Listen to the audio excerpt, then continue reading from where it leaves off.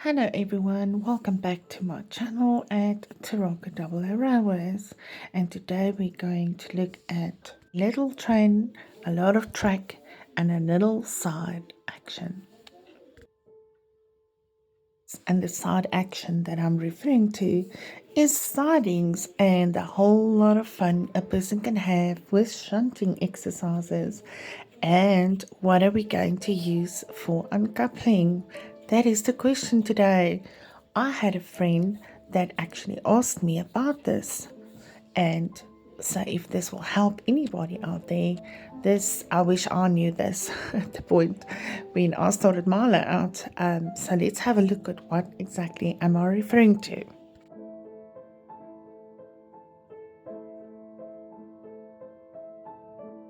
So having said that, when it comes to the layout, you need to identify the area that you're going to place these uncouplers, and you can have different uncouplers that are out there in the marketplace.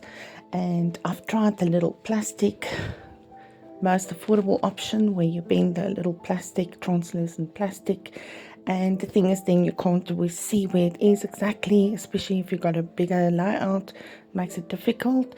And then you have these manual ones, and then you have the hornby one, and I've not purchased the electrical one, but I'm going to talk about these quick fix uncouplers today. So when you look at identifying the area, you've got to consider the type of area and what you're going to be shunting in that area or in that line, in that specific track line. So you're going to do box wagons, or you're going to uncouple coal wagons, and what is the length of it, of the rake, and so forth and so forth.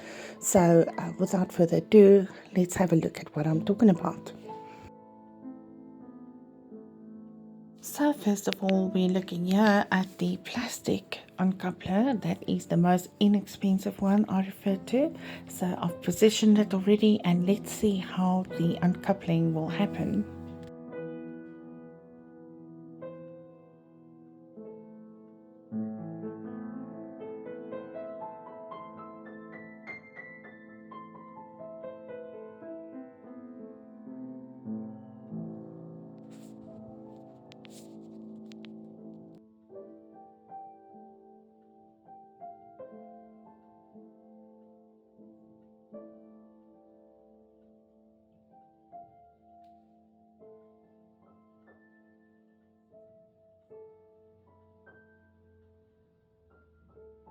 As you can see here, the plastic one works just as good, and yes, you are not forced to use any of the products that I suggest.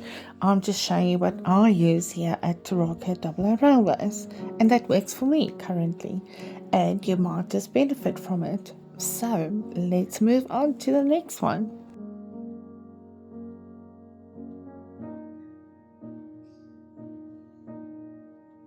So here, looking at the manual ones, let's see the operation on them.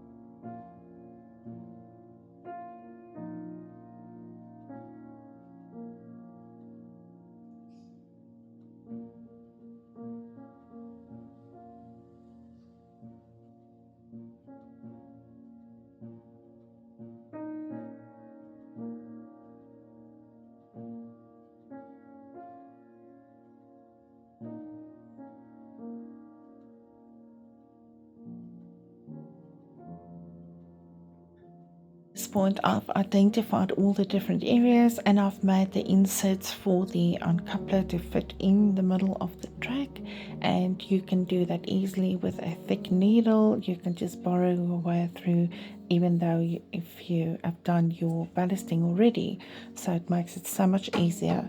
And let's see what happens next.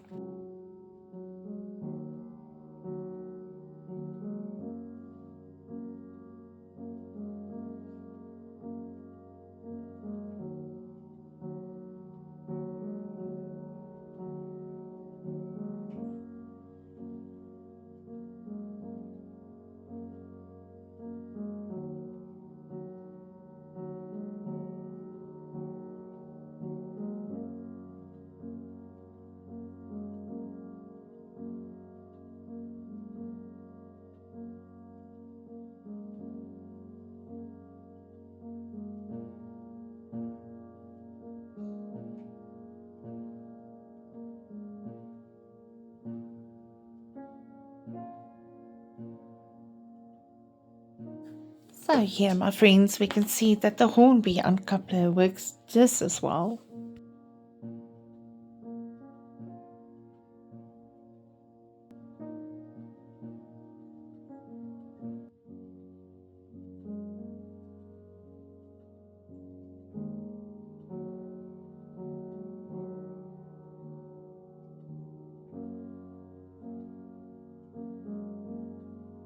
Now, as you can see, these uncouplers and how many you want, it all depends on your layout and depends on you as a modeler. So I have got about 5 here that I'm using in this current scene. So yes, it will bring you hours of joy and keep you busy on the layout. So even though the layout is just about 3.5 meters long to 4 meters in length, it does bring a lot of joy, and you won't get bored with a layout this size, not at all.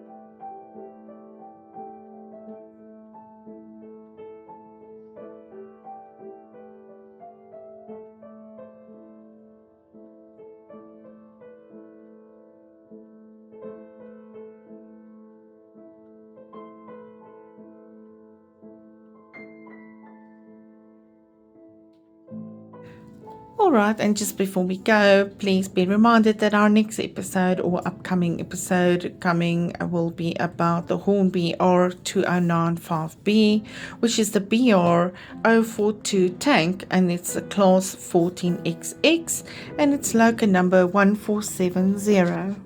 Well, there you go. Thank you so much for joining me again today when we looked at some uncoupler options to consider for your layout. And everyone, take care and enjoy your rest of your Sunday evening and enjoy your week ahead. All my best regards, Elizabeth.